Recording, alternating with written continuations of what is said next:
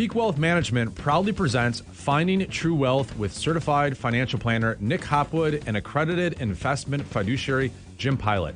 Nick and Jim believe by making simple, good financial decisions, you can retire with confidence. And now, let's turn it over to your hosts, Nick and Jim. Welcome everyone to episode 100 and something of the Retire with Confidence podcast. I'm Nick Hopwood. And I'm Jim Pilot. And we've got some music here. I've gone down a dark hole with Alice in Chains. Okay. For at least a year. And I'm learning to play the song on guitar. Oh, nice. I don't know if the audio's picking it up very well, but yeah, it's classic throwback stuff, though. Yeah, I never even heard this song until like 2 years ago. And, I was in high school when it came out, so it's kind of weird how that works, Right. Anyway, we're here in a new studio, right? I hope the audio is good. I know. Trial run. Yeah, so we'll see how it goes. Yeah. So this episode, we're going to be talking about the 2022 Hopwood Financial Plan. I've done this in like 18, 19, I think maybe we missed a year or two. We did Your Family once. 1 year, yeah. But it's been at least a year since we've done this, and we're a little late. Here we are in March. And by the way, when we reference the new studio, you should watch on YouTube rather than just, listening in the car. Yeah. We have millions of car listens, but not as many YouTube. So go to youtube.com/peakwealthmgmt and, like the video and smash that bell, that subscribe button. Get the notifications that the new ones are out, right? That's right. Absolutely. So can you interview me about the family financial plan? Yeah, absolutely. I think this is always a highlight of the year for everybody to hear what's new and what other great ideas Nick has. So, why don't you just give us a quick rundown as to what you view as the biggest change from year over year? Well, I guess the biggest change would be the whole Mr. Roth deal with going all in on Roth. A lot of us advisors out there don't practice what we preach. Kind of like if you see your trainer at the gym, right? And they're overweight, or just whatever. You gotta eat your own cooking. You gotta practice what you preach. And so, since about last July, we went all in on Roth 401. So we were, taking the tax break and enjoying that for many years, like we've all been accustomed to do on that pre-tax 401. But we switched over to Roth.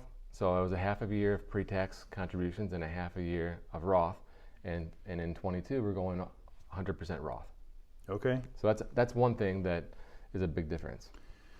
Yeah. So even though you're foregoing that tax break this year, which is a nice chunk of money, right? And it's hard to turn your back on a good tax break today. But just refreshing everybody's memory that you feel that the benefit and the value of doing that is because of age and compounding and long time horizon and marginal tax rates. So I did some long range planning for myself, and I realized that the tax rate that we're in now will probably be the same tax rate in the future. Right. Especially with considering required minimums. So I'd just rather get it over with. I feel like tax rates probably might go up, and I feel like as a result of deficits, right? So tax rates can go up, and then also the growth forever will be tax-free as well. People used to say, hey, put money into your 401 and take a write-off at today's tax rates, and then you'll probably be in a lower tax rate in retirement. Right. And I get that, but we're seeing this for so many people that it's not going to be the case. They will probably be in a similar tax rate as they are today. Right. Yeah, and then the benefit of having that money, the growth, all the earnings on that tax-free forever is really attractive. We've talked about that at length, but I think that it's always worth refreshing people's memories on that. Yeah, so start with foundational stuff like security, emergency fund, right? Let's think of it like the pyramid, right? Building that foundation. Mm-hmm. So we want to carry a good emergency fund, Mm-hmm. right, for the personal bank account and the business Mm-hmm. bank account. And the traditional thought is 3 to 6 months, Mm-hmm. right, according to the CFP Board of Standards. Depending on the the confidence that you have in your income. Job So, security yeah. and yeah. My wife doesn't work outside the home, Mm-hmm. so if you have one earner, that would mean that you might want to have a larger emergency fund, Right. right? And if the business is responsible for funding paychecks and stuff, then that makes that even more critical. Right. So Yeah. what else? So what about speaking of protection and security, insurance? How do you view insurance, life insurance, homeowners, property, all that stuff? Yep. So with life insurance, I have term policies. Kind of bought one term policy after each kid was born. Mm-hmm. So they're staggered Mm-hmm. with different expiration dates, usually 20 years, Mm-hmm. because after 20 years the kid is out of the house. Yeah. But a couple of years back, we did a universal policy, like a whole lifestyle policy, where it has the option of having a cash value that can grow. Mm-hmm. And so we usually don't recommend this for everyone, but if you're in a position where you can make that contribution and crank that down, and have that life insurance cash value growing, then it operates kind of like a Roth IRA. Mm-hmm. So we talk about these types of programs for people that are already maxing out everything, Mm-hmm. and there's nowhere else to go with contributions that are Mm-hmm. tax advantaged. And if you have time, like to have it grow, meaning, then that could be a type of plan that can work for some people. Yeah, absolutely. As far as other types of insurance, we don't have any long-term care insurance. I'll be 43 this year. It would be a good price point, right, to Mhm. purchase long-term care at this age. But I feel like I want to do everything I can to self-insure. Mm-hmm. And with my dad, I saw the pricing of, like $420 a day in these rehab places, Right. and that's scary, Mm-hmm. right? That's like even more than they talk about with the average long-term care cost. So I definitely took note of that, Mm-hmm. but I'm gonna hold off on any insurance decisions. We have an umbrella policy. We have traditional auto and home and everything, and then an umbrella policy over the top to cover any issues. Mm-hmm. So after going through that experience with your dad and seeing how much the long-term care cost is, did it change your thinking at all as far as, is it something that people should plan for, should take more time to try to plan for? I think people should be aware of it, and they should run a what-if scenario in Mhm. their retirement plan and say, we often will say, what if we spend more? What if we have an earlier retirement? What if inflation is different? Well, what if we have a disability or a long-term care health event, and see how the portfolio can respond to excess withdrawals for a temporary period of time? Mm-hmm. And so if our portfolio is not that big, it can really cause a lot of problems. But if you've got a great big pile of money, then maybe you can absorb it. Yeah, you can weather the storm of a long-term care event. Yes. Okay. Keeping with protection and everything, what about estate planning? Well, we haven't made any changes with estate planning. We have, our will, trust, power of attorney. And by the way, my dad went to an attorney. I said, you gotta go. This is years ago. They finally went, and what do? Right? They get a trust, they get a will, they get power of attorney. But guess what? They didn't sign or execute the power of attorney, Mm-hmm. which caused a lot of problems when you realize that Yeah. 7 years later. And I called the lawyer and had some words, but Mm-hmm. we got things redone, right? So it all worked out. But you have to make sure that you execute these documents. Why would the lawyer have the client sign the will and then they notarize the will, but then in the same folder, right next to it, is the power of attorney and no one signed it? Can you explain that to me? Yeah, that sounds like a pretty bad oversight. Yeah, and when you call the lawyer and you say, hey, do you have a copy of the power of attorney on file? Like a scanned in copy? Well, no, why would I have that? Ask your lawyer, right, what their backup plan is, because people lose stuff, right? Yeah. So I was very disappointed. That is a really good reminder, though. You can have the greatest trust in the world drawn up for you, but if you don't execute it properly, it doesn't do anything, right? That's right. I'll tell another. I like to pick on my dad. Another funny one. So he had this like a separate bank account set up where he was putting money away for like vacation fund. And my parents are divorced, both remarried. He had that bank account. It was Jeff and Doris. Doris hasn't been married to him for like 32 years. Okay. Yeah. So if you are, we got the money out of there. Okay. But if he died with that money in that account, that's my mom's money, not my stepmom's money. Yeah.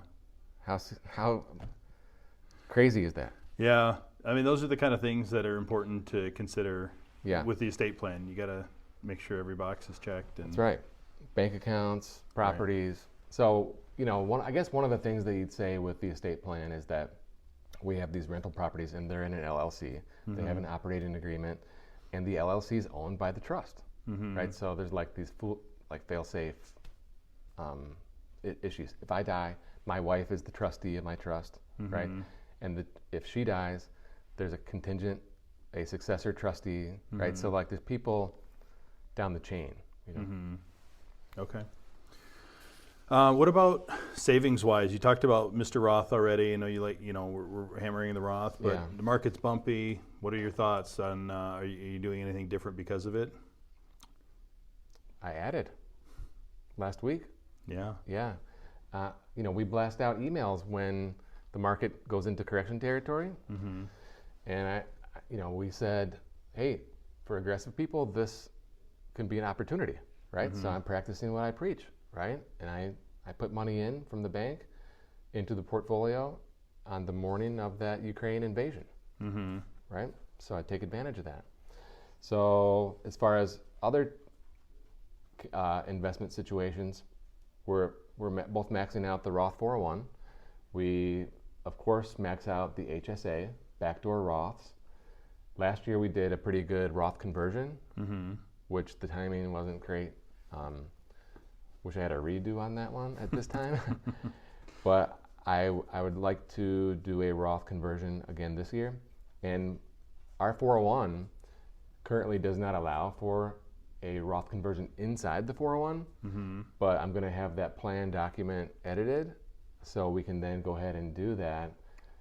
So it's not an IRA to Roth IRA, it's pre-tax 401 to Roth 401. Then you can have the flexibility in that account as well. Sure. Then I'm putting in money into that universal whole life policy I mentioned. I add $2,000 a month to the trust investment account. We add money for the kids. Maybe that's another topic. So as far as like Ameritrade portfolio stuff, that's what we do. Okay. I did want to ask about the kids because I know you have money going for them. Is that how involved are they in that process? Have you found it to be a good learning experience for them? It has been a really good learning experience, and Jack really has responded well.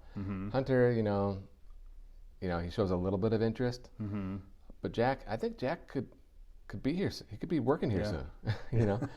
So I'm really proud of them for taking interest with it. So what we did. And there's another podcast episode on this one. It's called like No Lazy Money, Teach Your Kids or something like that.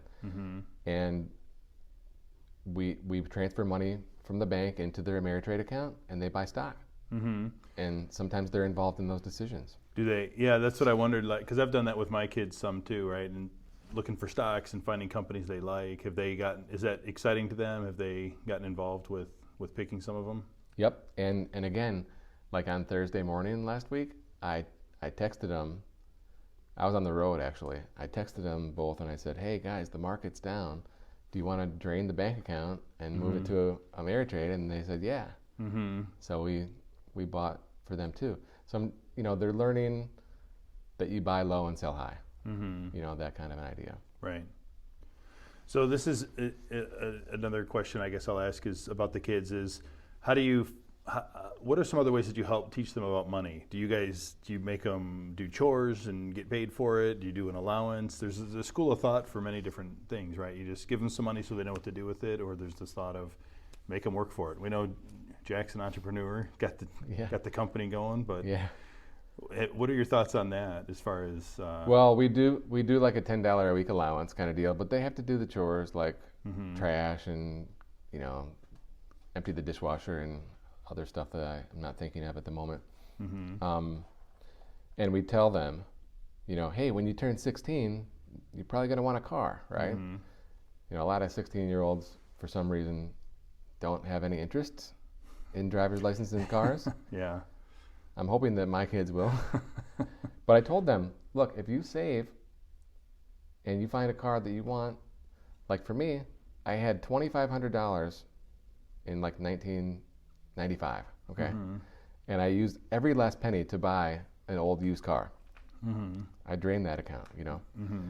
So what I tell them is if we buy, you know, an old used car for you, or if you buy one, we'll match, right? So in my example, he comes to the table with $1,250, we match the $1,250, right, to get him something maybe a little nicer and safer, more reliable. But, you know, they learn that they have to have skin in the game too. I think that's great. Yeah. And we also tell them, we add $500 a month to each $529. We also tell them that if you get a scholarship or something, right, like whatever money is left in that college account can go to you. Can be like money for a first house or something. Yeah, I think a lot of people hesitate with 529s because they think, well, what if we don't use it for college, right? But that's a good motivator as well. It's a good way to help the kids still have some skin in the game, right? Even if there's money there for the school. And if they choose a more expensive school, that's their choice, right? Yeah, I like that. It's a good idea.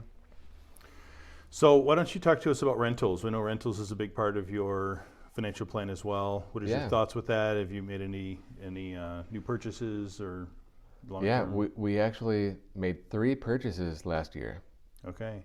So there's a total of 29 doors, as Katie likes to say. How many doors do you have, right? 29 doors. So there were 2 duplexes in Plymouth, and then one that we bought out on the lake, on the same lake that we're on. And that's a rental at this point. I'm not sure what will happen in the long term, but the prices are high. And that's one of the biggest things we hear from people is I can't buy now or I can't move now. The housing market's too high. I got to wait for it to crash. Right? I don't think it'll crash. You know, it could keep going up, but I don't count on that either. I think, you know, things kind of level out for a while before they take a breather kind of thing. People tend to think they're either going up or they're crashing, but they can move sideways too. Yeah, and they move sideways for a long time in my experience with property. So the prices were high, but the rent is high too. I mean, the rent is through the roof. So it's justifying, you know, you can buy, even in Plymouth here, a duplex and you can make 8% cash on cash. So that's good enough. You used to be able to get 10%. So the flip side is there's people out there too who are saying property values are high. I'm cashing in, right? I want to get out while the getting's good. Has that thought ever crossed your mind? I hear people that are doing that, and I see, like in Whitmore Lake, this one went for an unbelievable price, and I have that thought, and then I realize, well, I'm gonna have to pay a ton of tax if I sell it. And why did I buy it in the first place? Not for the appreciation. That's great. That's a bonus. But it's a pension replacement. I've told the story 1,000 times. My portfolio is tied to the market. Our income, right, the fees that we charge are tied to the market. The value of this enterprise, if you can say that without chuckling, right, that's tied to the market. So I needed something to diversify away from stocks And real estate traditionally has a low correlation to stocks. And I'm just kind of drawn to it, just like it a lot. And the whole pension story, right? And now these tenants are paying off the properties. And, now that there's so many, right, it's like a really nice dividend that you could take now. But what I do is I kind of reinvest that dividend and roll it back into whatever debt that there's there. And then now you're ready to do another one. Right? So one of the things, speaking of debt, because, 3 properties, that was a lot. Okay. So I'm back in debt payoff mode. So I always try to pay down aggressively. Right. So that's where all the money goes right now, is to pay stuff off. So if there was nothing to pay off, I'd put it in my brokerage account. Right. Otherwise in real estate, we sold our house in Ann Arbor and we're moving to Plymouth, but how's that going? the properties, first of all, just to buy a shack is an arm and a leg. And then we tore it down and we're rebuilding. And so, it's expensive to build, right? Like the inflation is real, the lumber is real. And we ultimately downsized by half, and the price will be more. Okay. Yeah. So we got to deal with that, and we're still waiting. Right. And the labor shortage is real as well, right? Does that cause this process to go a little longer than anticipated? Yeah, it has. Labor and materials delayed. Yeah. And we thought, we ordered the appliances. They said they were in. Turns out they're not. And now that's another fire we got to put out. Okay. But we're excited about living 1 mile from work and living walking distance to downtown Plymouth. So do you have the mindset of real estate appreciation when you buy your primary residence? No, it's my house. Okay. Yeah. I guess you'd say long range planning. I don't know how long we'll live in Plymouth. I realize that nothing's permanent. When we moved to Ann Arbor, I thought that was the dream house, right? Now we're just not interested in that anymore. So maybe in 10 years, you have something new that you want to do. New experience, yeah. New experience. We never had that living in town experience. We've always been out in subdivisions kind of thing. So this is definitely unique from what we've experienced. But, maybe you keep the place at the lake. Maybe you take the money out of Plymouth and that goes to Florida when we retire, Yeah. There you go. Is that next year? That you're retiring? Yeah. Yeah, all your listeners just got a little shock there. By the way, I want to remind everyone that these are not recommendations. These are not suggestions. This is not a template for you to follow. Just one example to kind of show you transparency and how we, are authentic, where I'm happy to open the book and, show you everything. And, to remind you that we practice what we preach, right? But from a compliance point of view, this is not a recommendation. So I just got to get that disclaimer out of the way. It's always good to make that clear, yeah. Yep. So what else we got here? So we've talked about protection and making a solid base. We talked about investing, adding through the downturns, which accounts, what type, how much do you want to contribute to those. Talked about debt, real estate. What else are we missing? I think we covered it, man. Yeah. I feel like we hit on a lot of the basics. So what's next week's topic? The pilot family plan? Maybe we can get Preston in here and do the Preston plan. There you go. He's got a different perspective, right? He's not as far along as you and I are with kids and lives and stuff, so he can give a testimony to what... I got to also say, if you're watching this on YouTube, you might be like, what's going on, right? But this is Jeff Packer, and Jeff had me on talking about real estate through his coffee convo, and that's why we changed the setup here. He had a pretty good setup, and I really enjoyed that visually with the chairs, and he had like some plants. Maybe we can get some plants next time.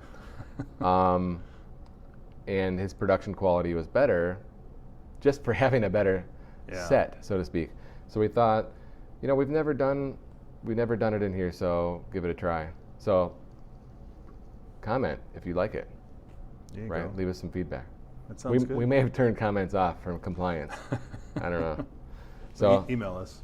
Yeah. All right. Well, hey, if you are interested in learning more about how we think about money for us and for our clients, give us a call for a second opinion. You can go to peakwm.com and schedule an appointment online, and you can learn more about us there, listen to other episodes. But we'd love to speak with you if you're interested. And look, if you're an existing client and some of these things resonate with you and you think, hey, I'm not doing that, but now that you mention it, I'm ready now to talk about this strategy or that. Let's schedule an appointment and update your plan. Yeah, I think that sounds great. We appreciate your transparency and thank you. Helping us through the financial plan. And maybe next week I'll play guitar for you. There you go. When a hero is coming along. Yep. See ya. You've been listening to Certified Financial Planner Nick Hopwood and accredited investment fiduciary Jim Pilot on the Finding True Wealth podcast, sponsored by Peak Wealth Management. You can learn more about Peak Wealth Management by visiting peakwm.com or follow on Twitter at nhopwood1.